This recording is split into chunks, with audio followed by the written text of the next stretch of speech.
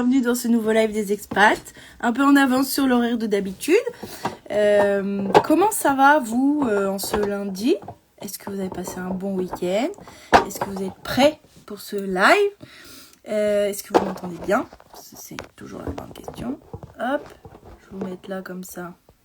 Aujourd'hui on reçoit Naissance Nomade pour parler préparation à l'accouchement à l'étranger, qui peut poser question de temps en temps, qui peut... vous pouvez vous demander, est-ce que j'accouche sur place, est-ce que je rentre en France, comment je suis suivie, tout ça, tout ça. On va en parler avec Marie et Marion, que je vais aller chercher tout de suite.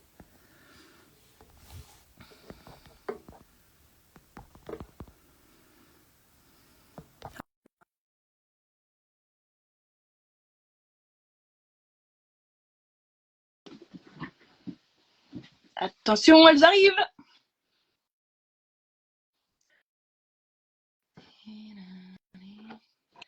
Et bonjour mesdames!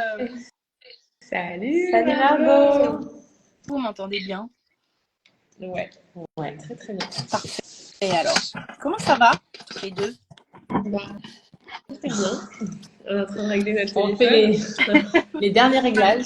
Votre cadrage C'est ça va. et votre Ça pic? te va Ah ouais, vous êtes dans la jolie salle. La jolie Oui. salle avec la belle C'est ça. Voilà. Tu la connais maintenant.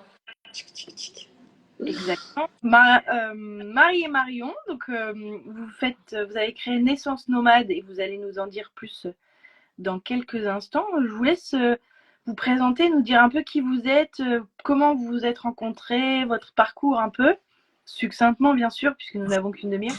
Mais en tout cas, je suis ravie de vous accueillir pour ce live des expats et pour parler de grossesse et de préparation à la naissance à l'étranger. Qui commence? Merci beaucoup. Du coup, je commence, je prends la parole. Donc moi, c'est Marie. Alors, je vis au Congo-Brazzaville depuis 2015 et je vis à l'étranger depuis 2009, donc ça fait longtemps, presque 15 ans. Et je suis venue au départ pour une mission avec la Croix-Rouge française. J'étais aussi dans l'humanitaire. Et puis, je suis restée parce que j'ai retrouvé mon mari, qui est devenu mon mari. On s'est retrouvés au Congo, c'était connu ailleurs et on s'est retrouvés au Congo. Donc, j'ai finalement laissé poser mes valises et je me suis installée, j'étais à Brazzaville et je me suis installée à Pointe-Noire. Et j'ai rencontré Marion assez rapidement, mais c'est Marion qui m'a suivie pour mes 3 grossesses. Donc, j'ai trois enfants de 6, 4 et 2 ans, donc j'ai porté au Congo, j'ai accouché à l'étranger. Et Marion, voilà, m'a aussi suivie pour mes 3 grossesses. Donc, on s'est connus au départ un petit peu avant. Après, c'était plus ma sage-femme. Après, c'est devenu mon amie. Et puis, maintenant, on est associés. Parce que toi, t'es pas du milieu de la santé du tout. Voilà, moi, je suis pas du tout du milieu. Et du coup, je continue un petit peu toujours à travailler dans le domaine, on va dire, associatif, mais en tant que consultante. Donc, je travaille comme consultante indépendante. Super. Et toi, Réunion?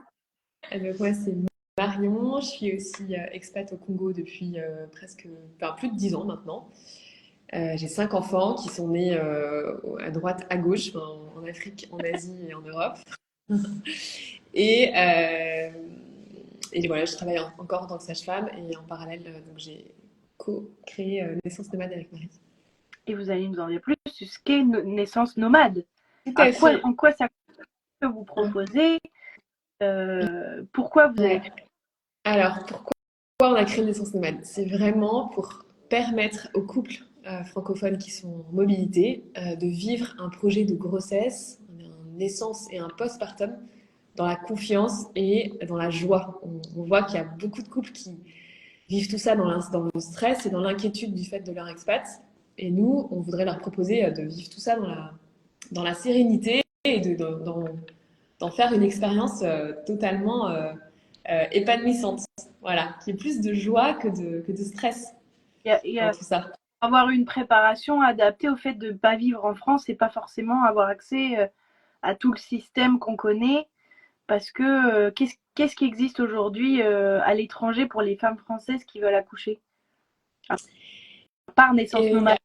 ben, il y a d'autres projets qui existent et je pense que ce sujet devient un sujet qui est plus prégnant et plus discuté. Donc il y a d'autres, il y a une sage-femme qui a monté un chat qui s'appelle 9 mois et plus, qui Ouais. propose aux femmes en fait, d'avoir un accès à une sage-femme H24, des sages-femmes françaises qui sont sur tous les fuseaux horaires du monde. Donc ça, c'est assez canon. Déjà reçu. Euh, Je l'avais la- déjà reçu. ouais, Expat. On fait de la continuité. ouais, c'est ça. Et il y a beaucoup de professionnels de la périnatalité qui exercent maintenant en visio. Donc voilà, il y a- on peut avoir accès à différentes choses, mais il faut savoir quels sont nos besoins, à quel moment, comment ça se passe. Et donc ça, c'est Ouais. proposé avec Naissance Nomade. Ouais, on propose plusieurs choses, mais on propose en fait un accompagnement qui est basé sur des transmissions qu'on fait en vidéo. Donc il y a une base de vidéo et un accompagnement ensuite en groupe Ouais. pour faciliter le côté communautaire et le côté besoin de partager sur nos sujets, nos questions, nos interrogations de futurs parents expats. Et on propose de l'accompagnement individuel aussi pour ceux qui ont besoin d'avoir vraiment du one-to-one. Et puis on a un gros réseau de partenaires de la périnatalité francophone qui travaillent en ligne et qui connaissent la situation de l'expatriation.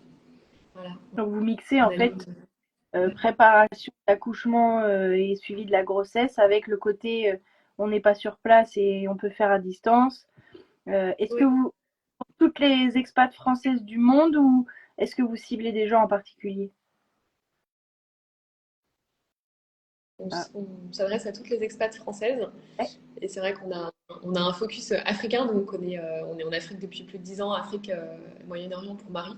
Donc c'est notre terrain, notre lieu de prédilection, mais après la grossesse, c'est quelque chose d'universel et donc il y a des fondamentaux, il y a des choses qui sont vraiment valables pour toutes les femmes, où qu'elles soient dans le monde en fait. La grossesse, l'accouchement et le postpartum, il y a vraiment des, euh, des fondamentaux en fait qu'on a envie de transmettre.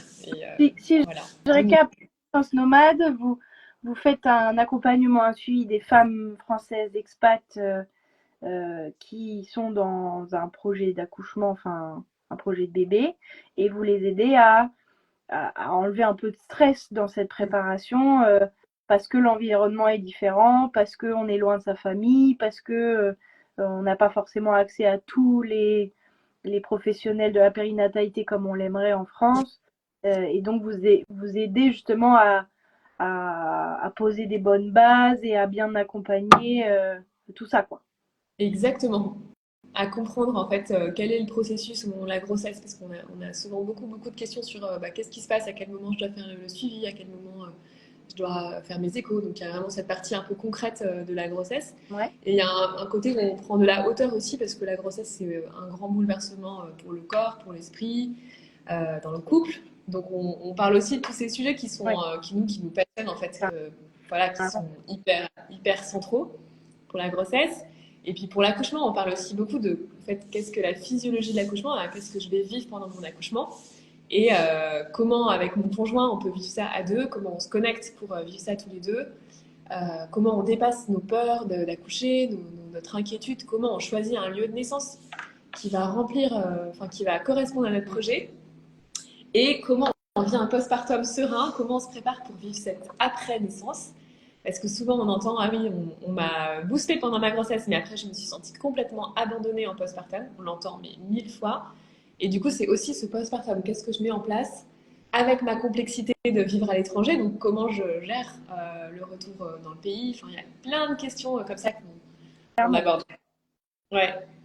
Trop Et chouette. du coup, juste pour préciser, en nous, c'est un accompagnement non médical, parce que ça, c'est Ah oui. important aussi pour Euh, ceux qui vont nous écouter. Et du coup, on réfère, si quelqu'un a besoin d'avoir vraiment une consultation médicale, on peut les référer vers des services de téléconsultation ou de chat en fonction du besoin.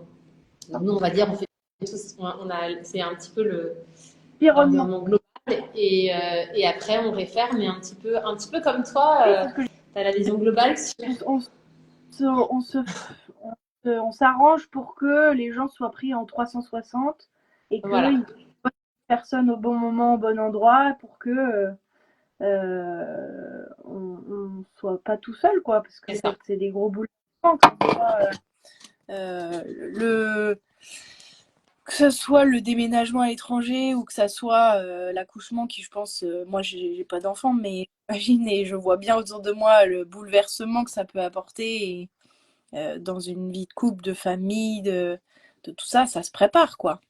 Et c'est pas quand c'est sur place déjà qu'il est temps de s'en occuper, quoi. Bon, alors, du coup, on va parler de ces conseils que vous auriez à donner. Comment est-ce qu'on se prépare à accoucher à l'étranger quand il est question de vivre sa grossesse à l'étranger? Quels conseils vous aimeriez donner aujourd'hui aux gens qui nous regardent?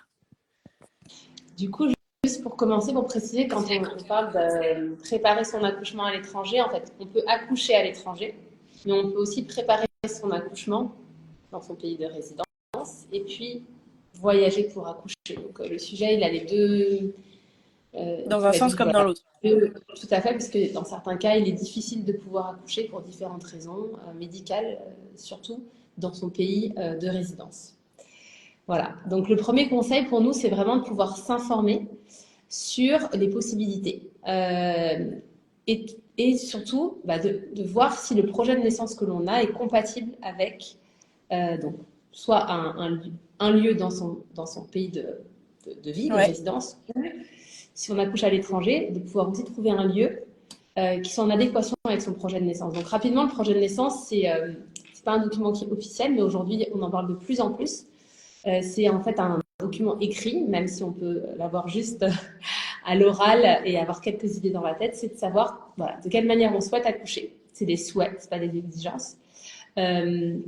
Donc, dans quel environnement, avec quel professionnel, est-ce qu'on veut que son conjoint soit présent, est-ce qu'on veut pouvoir choisir sa position d'accouchement. Voilà, donc c'est par rapport à l'accueil du bébé, donc ça va jusqu'à même le postpartum immédiat. Donc, est-ce que je veux faire du pot à pot avec mon bébé, est-ce que je souhaite allaiter, voilà. Et c'est vraiment hyper important parce que déjà en France, entre un différent, on peut accoucher donc en maternité, on peut accoucher en maison de naissance, on peut accoucher à domicile, donc il y a déjà une diversité de lieux choix, et de possibilités. Mais à l'étranger, il va y avoir aussi d'autres spécificités. Il y a des différences culturelles, il y a des différences dans les référentiels médicaux. Il y a des choses qui sont, on va dire, qui sont aujourd'hui, par exemple, le pot à pot, c'est en France largement répandu, c'est même encouragé, mais dans d'autres pays, c'est pas automatique. Et du coup, il faut vraiment demander si on veut le faire, parce qu'on peut aussi retirer le bébé à la naissance. Pareil pour la place du père ou la place du partenaire. En France aussi, il est accepté qu'il y ait au moins une personne. Donc ça, c'est une question aussi à demander. Si on souhaite, par exemple, aussi avoir une doula, en plus, de demander est-ce que 2 personnes peuvent être en salle de naissance, parce que ça va être important. Est-ce que tu peux nous préciser ce que c'est une doula pour ceux qui ne savent pas ce que c'est qu'une doula? Oui, alors une doula, c'est une accompagnante à la naissance. C'est une personne qui n'est pas du secteur médical, mais qui est formée pour accompagner.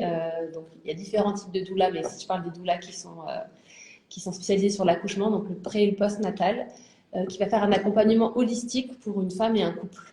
Donc, il y a aussi le côté émotionnel, s'assurer que c'est une coach d'accouchement, en fait. C'est une sorte de coach, même si elles se définissent pas forcément toutes comme coach, mais c'est quelqu'un qui va vraiment être aux petits soins, avec qui on va tisser une confiance et qui va nous.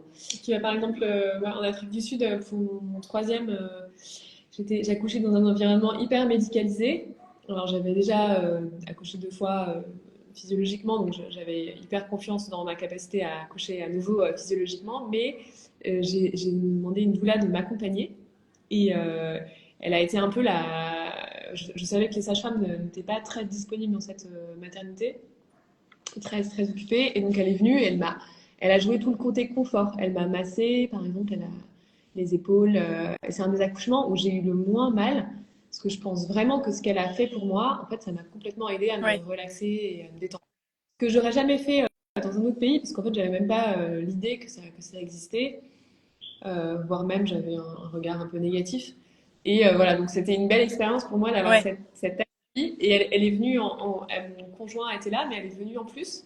Donc c'était aussi assez. T'avais une vraie team de supporters pour t'aider à coucher. Ouais, c'était canon. Donc ça, c'était à Cape Town. Voilà. Donc, et il y en a dans tous les pays des doulas?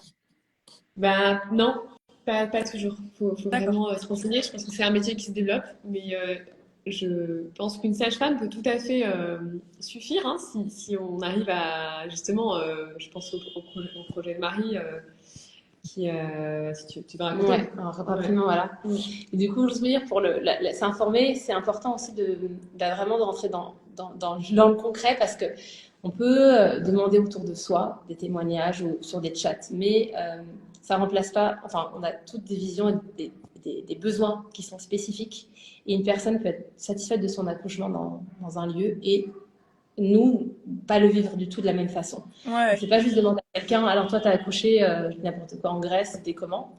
C'est de se dire, ok, je me renseigne, donc ces ressources, on dit des ressources fiables, et on va parler à des associations, on va regarder les taux de césarienne, les taux d'épisiotomie, on va aller voir les structures, on va aller les visiter, on va poser des questions. Est-ce que c'est possible de choisir sa position d'accouchement? Est-ce que vous avez une saine nature? Quel est le taux d'épisiotomie? Etc.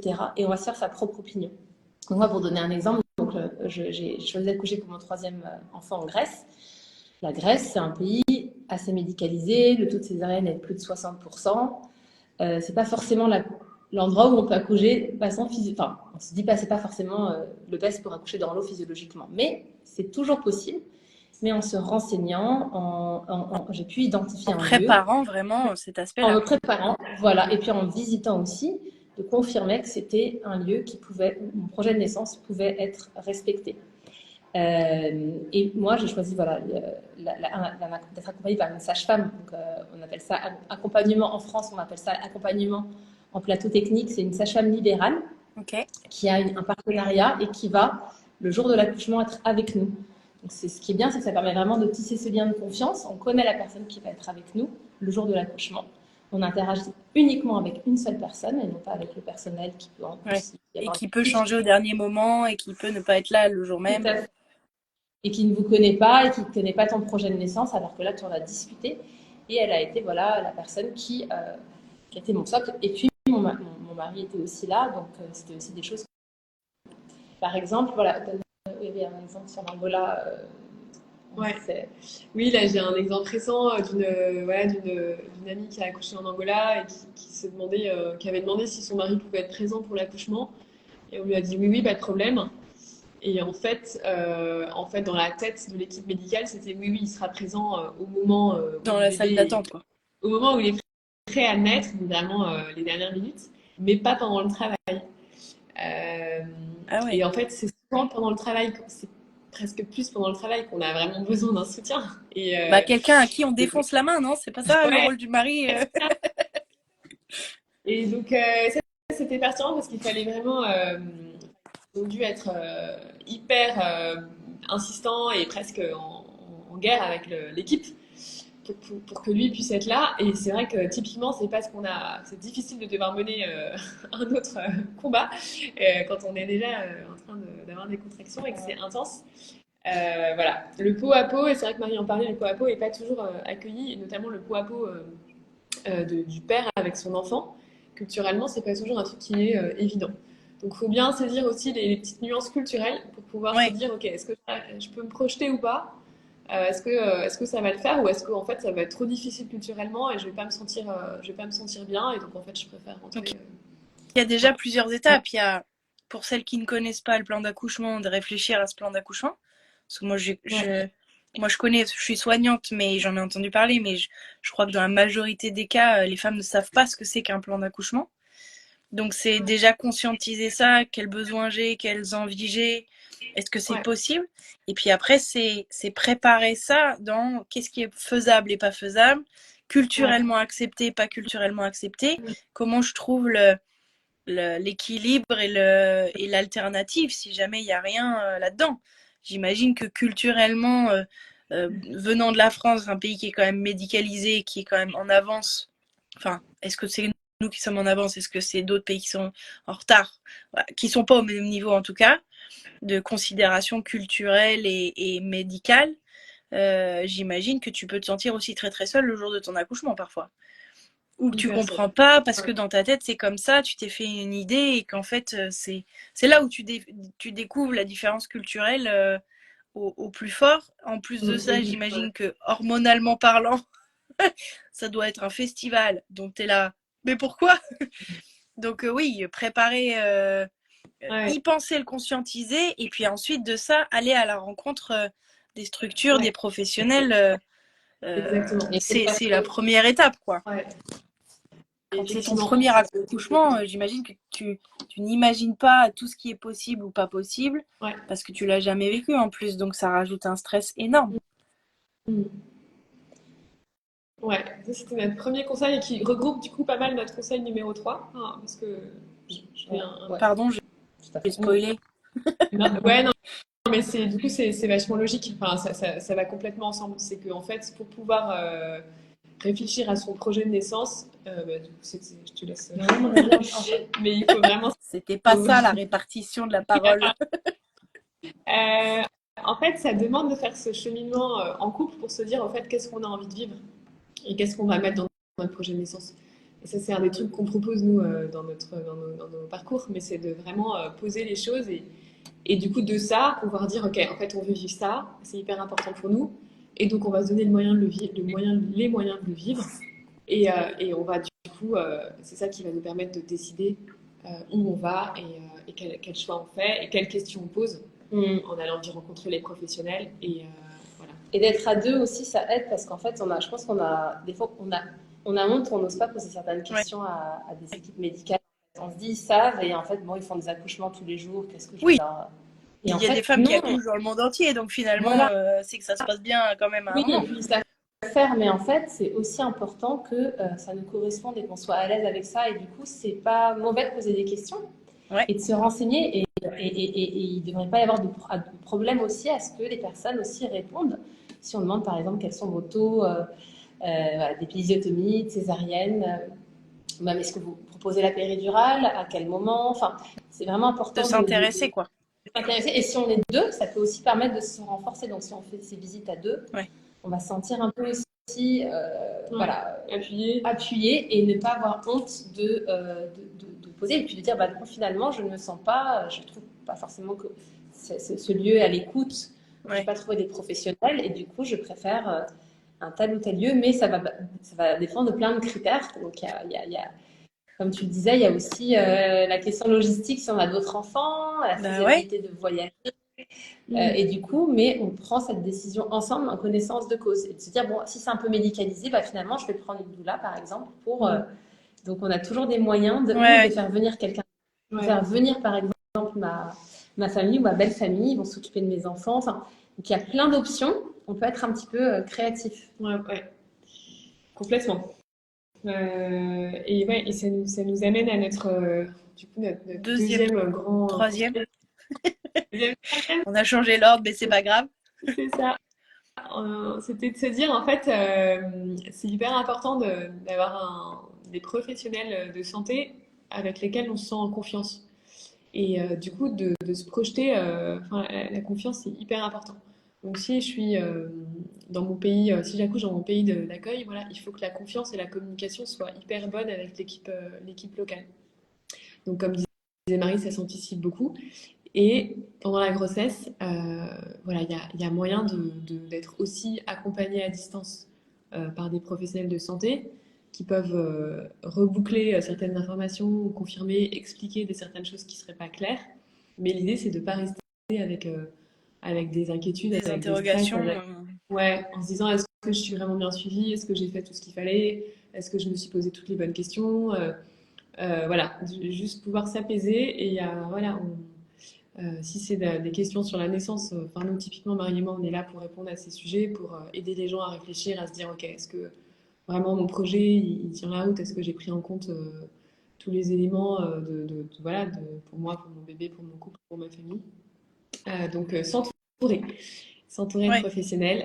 Et on peut parfois les trouver, en fait, on peut des fois avoir un accompagnement encore mieux dans un pays qui n'est pas le sien, en fait. On peut aussi le trouver. Donc, c'est pas parce qu'il va y avoir des considérations qu'on n'a pas ou qu'on n'a plus en France ou qu'on n'avait pas imaginé. Et comme culturellement, c'est différent, on va y trouver plus son compte peut-être que ce à quoi on s'attendait ailleurs, quoi. Tout à fait. Ça va dépendre aussi du système médical. On peut être... Voilà, donc ça va dépendre de plein de choses. Et du coup, c'est important vraiment de se dire quelles sont les options et qu'est-ce qui me convient le mieux avec mon projet de naissance et le côté aussi médical, l'accompagnement que je peux avoir avant après la naissance. Et juste pour en parler sur se préparer en couple, nous, on propose aussi de le faire assez tôt pendant la grossesse parce qu'il y a beaucoup de couples qui attendent des fois un peu le dernier moment. Une grossesse, ça passe vite. Et en fait, l'accouchement, on se dit toujours, bon, bah, j'ai le temps, j'ai le temps, j'ai le temps. Mais en fait, ça arrive vite. Et moi, Ça passe vite, pareil, 9 mois, hein. ça passe vite. Des fois, ça peut arriver plus tôt. Et moi, je sais que pour mon premier accouchement, bah, mon mari, il est arrivé. En fait, moi, j'ai fait une préparation, mais seule. Et en fait, il est arrivé 3 jours avant la naissance. Et moi, je suis arrivée. Enfin, j'étais un peu en stress parce qu'en fait, j'avais tout ce que j'avais euh, acquis. En fait, je voyais Assimilé, t'avais pris le temps de le faire, quoi. ça. Et en fait, du coup, il est arrivé, j'ai mis des bouquins. Enfin, c'était un peu stressant parce qu'en Vas-y, fait, lis. voilà. Donc, T'as 2 jours. forcément, voilà, et c'était pas du tout. Et du coup, ça crée un peu un petit stress parce que si on l'avait fait tôt ou alors en ligne, ben en fait, on aurait juste pu profiter, en fait, aller au resto, Ouais. faire les boutiques, se retrouver, et non pas être dans ce stress de ce qui va être prêt, ce qui va être prêt. Donc, Et puis avec cette vraie différence que quand on est une femme, on vit pas les choses de la même façon, mais ça n'empêche que l'homme, il est là et il a aussi besoin de se préparer. Il va quand même aussi avoir un enfant, même si c'est pas lui qui le porte. Et je crois qu'on dit souvent oui, que l'homme, il se rend compte qu'il a un enfant au moment où il le tient dans ses bras parce qu'il réalise. Alors que la femme, je pense que le parcours est un peu différent de sentir grandir en soi. Il n'empêche que c'est pas pour ça qu'il faut que le papa s'y intéresse le jour de l'accouchement, quoi. mm, tout à fait. Et Ouais. c'est pour ça qu'on s'adresse au couple parce C'est que une vision c'est indispensable. holistique et 360, comme on disait. Et si on devait rebondir sur ce que vous avez dit juste avant, euh, non, j'ai perdu ce que je voulais dire. Ah, non, cet état de la santé où en fait on doit s'intéresser parce qu'on est maître de notre corps et on est aussi maître de nos décisions et c'est pas parce que le médecin a dit que qu'on n'a pas le droit de poser des questions. Sauf qu'aujourd'hui, moi c'est ce que je déplore dans le système de santé, c'est qu'on a encore cette hiérarchie de le médecin ou les soignants sont plus tout puissants et ils ont le savoir. Et donc quand on est patient, on n'ose pas, on a honte, on se dit qu'il y a des Mm. questions débiles parce que certains soignants le font sentir comme ça, alors que finalement notre rôle à nous en tant que soignants, c'est de donner l'information au maximum, faire en sorte que les gens prennent les bonnes décisions, les Mm. décisions qui leur conviennent. Et donc pour ça, il faut leur donner l'information. Exactement. Et je Ouais. pense que c'est pour ça aussi qu'on s'entend bien, parce qu'on a une vision de la santé qui est assez similaire. On est complètement là dans cette dimension-là, de se dire en fait en comprenant les choses et notamment en comprenant bien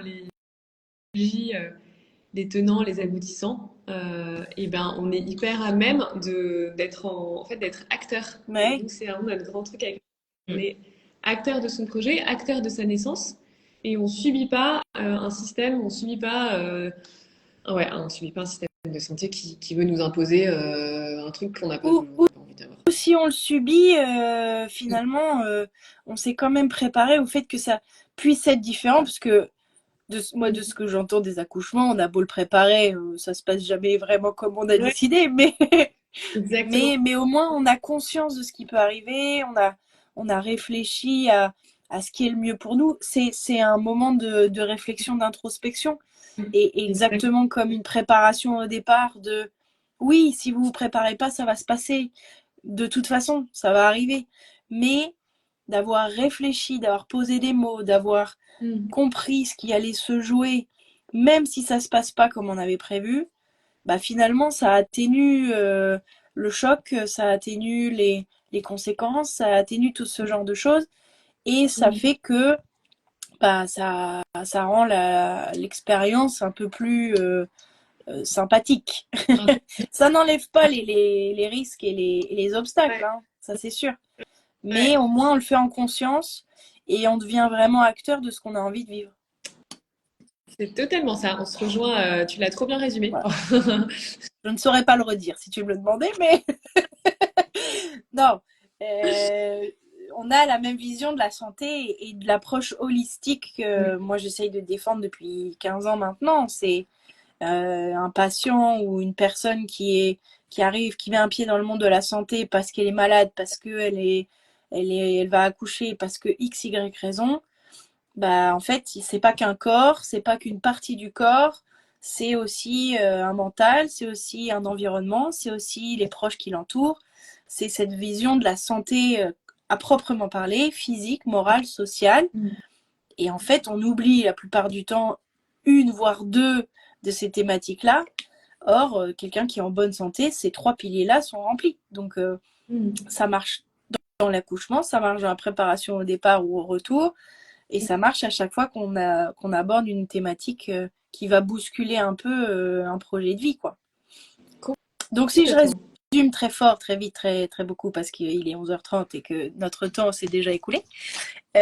Premier conseil que vous nous avez donné de préparation à la grossesse, non, à l'accouchement, donc pendant la grossesse à l'étranger, c'est réfléchir à un plan de naissance. Déjà, qu'est-ce que c'est qu'un plan de naissance et qu'est-ce qu'on met dedans? Et ensuite de ça, une fois que ce plan il est un peu conscient, de se dire, ok, qu'est-ce que j'ai à portée de main en allant visiter les structures, en rendant visite aux professionnels, en posant des questions. Oui, au MyPéri, il faut poser des questions, on est d'accord.